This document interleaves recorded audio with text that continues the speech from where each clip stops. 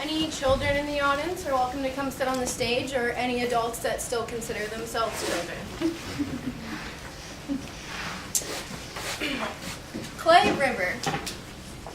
Anthony, get down there, man.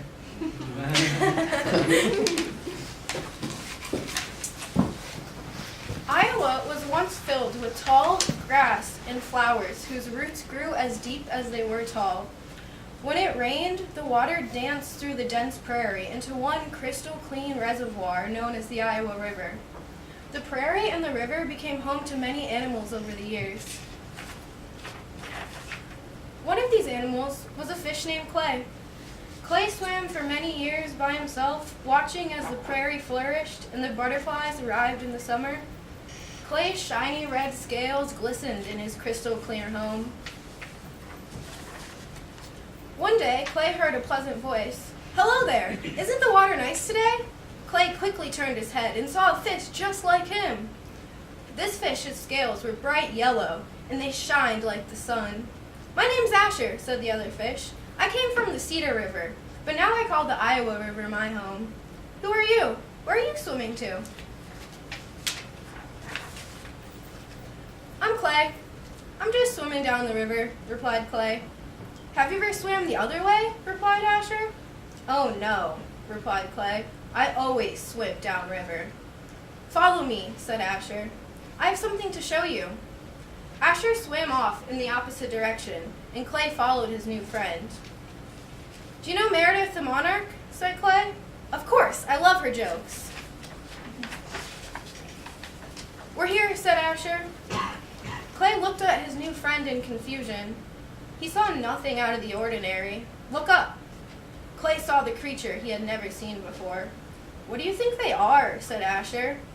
At that moment, a pail flung into the water right near them. Clay and Asher looked at each other in shock. At first, these new creatures took a very small amount of water, but as time passed, more and more creatures filled the land, causing them to take more and more water. One Sunday, Asher noticed the water wasn't the same color anymore. The water isn't so nice today," said Asher. "I can barely see in front of me," said Clay.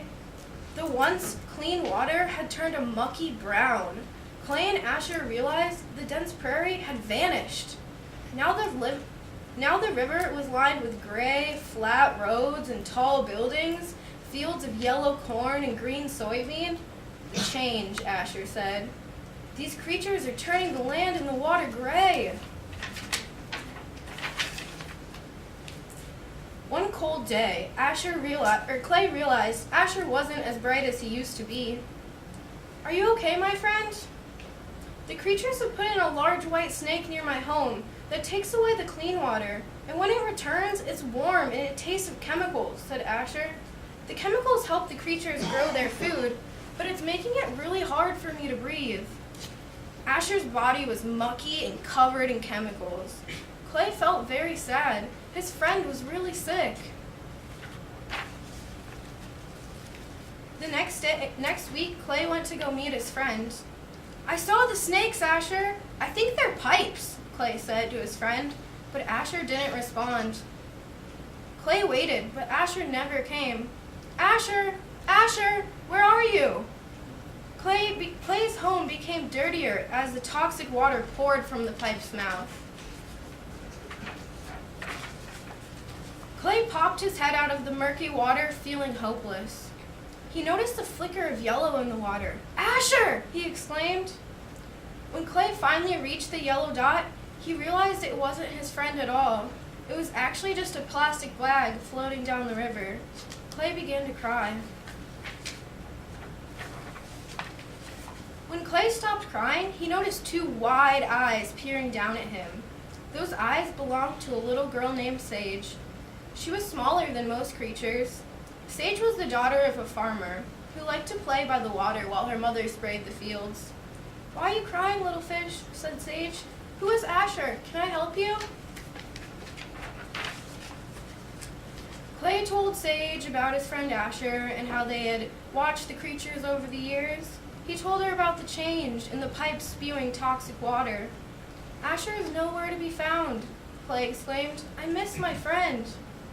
My family has a pipe like that we use to water our corn.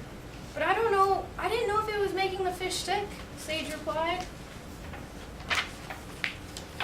Clay swam in the dirty water while Sage walked on the depleted land near him. Several plastic bits floated past Clay while he swam. Then finally they reached the pipe as it spewed nasty water. "Asher!" Clay exclaimed as he saw his friend floating near the pipe. "Clay, my friend, you found me," Asher said. "Please help, I'm very weak." Sage looked down at the sick fish. She felt responsible. Her family was the one using toxic fertilizers and pesticides that ran into the river. She knew her family wasn't the only one that grew their crops this way. Sage decided she needed to stand up for these fish that didn't have a voice in her world.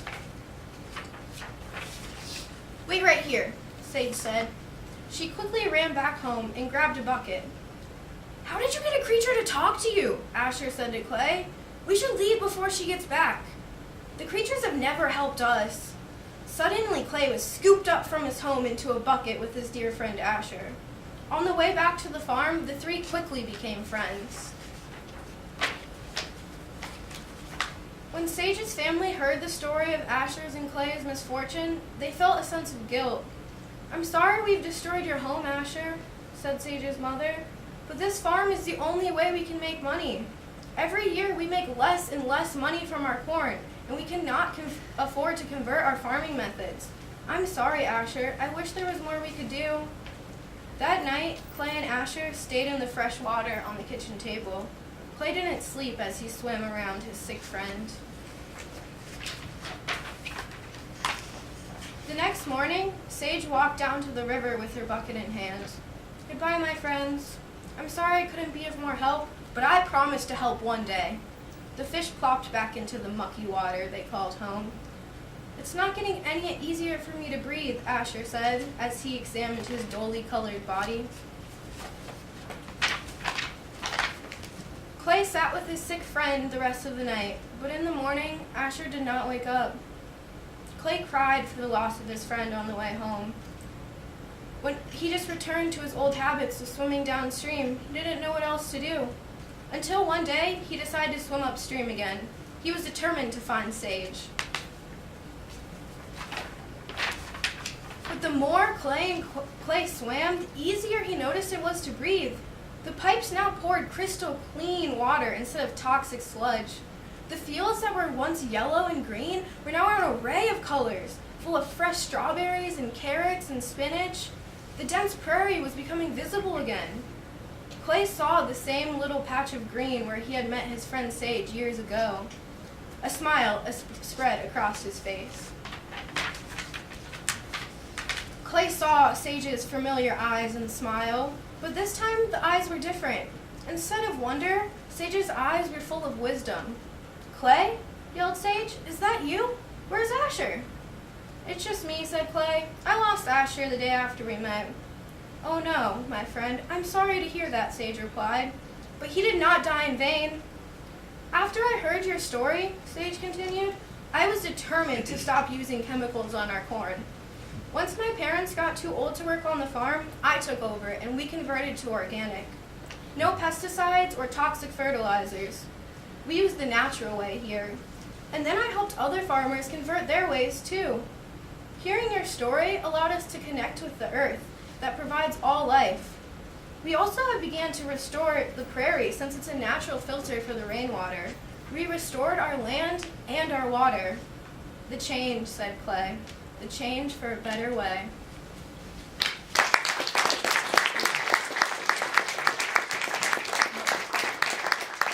Original watercolor by a hydrologist. Not bad. Give a big hand to Erica, please. Big hand to Dawson Davenport. Please stand up, Dawson. Dawson is a graphic arts student who's also working in many other fields. He's an entrepreneur. He's the founder of Indigenous Iowa and Native American Students, and he is our great water protector who stood with us at Standing Rock. Thank you so much, Dawson. Natalie Kimmel. Natalie, everyone give her a big hand. This is the amazing international relations student who came into this course talking about her experience being in Kerala in India and how her dream is to go work in Egypt, who really brought so much of an international perspective, and we thank you so much. Maggie Dressel, everyone give her a big hand. Maggie is our 4th-year health student, public health. She's very active on campus and also in the Newman Center. She was a big help in terms of giving us a bigger view. She wanted to work with the Little Creek camp, of course, which is emerging as an alternative to Standing Rock here, and she really realized the next step from Little Creek is Blair's beautiful regenerative garden. So thank you so much for doing this film. Everybody, Blair is here. Woo! He's one of our heroes.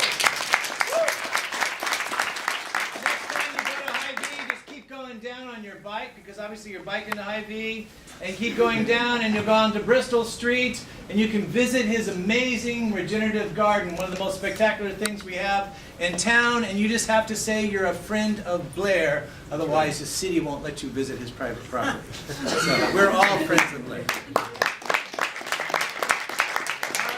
Thank you, Anthony. Thank you, Gina. Thank you, Jeffrey. Charles Strong, what an amazing dancer.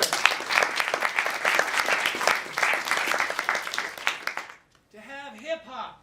We spent weeks looking at the role of hip-hop. And Solomon, we appreciated the discussions you had with Creek last semester. We brought in that stuff. We talked about walking. We talked about the role of music. And Charles brought it to dance. It's the second time we've had dance, but it's super unique.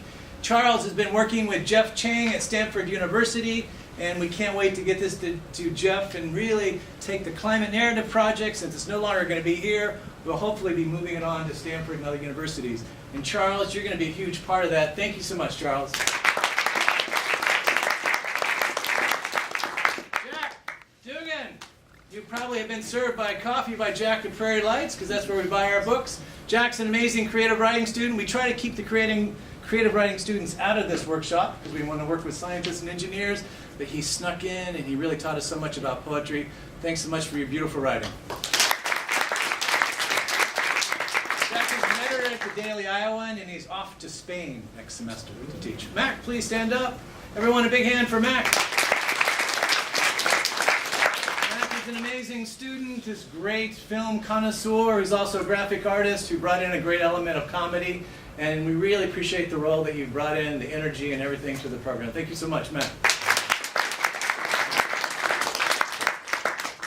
Part of Mac is that he's an immigrant. And part of what we tried to do with the Climate Narrative Project was walk the walk. That the Climate Narrative Project has to reflect the diversity of our campus. I'm tired of environmental studies being all European white people. And so we go and we find and we work with all communities on our campus. From a Polish immigrant like Mac, to people from around the world. We've had Sudanese, Indians, we've had people from Colombia. We've had people who reflect who we are on campus. And that is a commitment we've had at the Climate Narrative, that even though we are done, we hope that sustainability will embrace that and really reach out to other communities and not simply sit in your little silo and wonder, where are the other people? We brought them to stage. So thank you so much, Matt, for bringing that perspective from Poland. Alejandro, on the stage, please. Alejandro Cedano, please. From Bolivia. Alejandro knows firsthand the impact of climate change. Bolivia being devastated right now with drought in the highlands and flooding in the lowlands. Some of the worst flooding just happened during our semester. And here's Alejandro, who really wanted to bring in a different perspective as an economic student and someone who's working in engineering, of how we can tell that in a different way. So thank you so much. Alejandro, big help.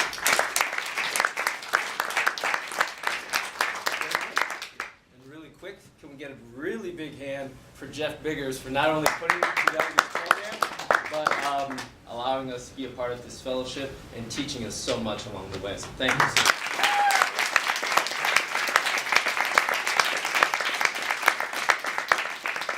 All right. Thank you, and you all take care.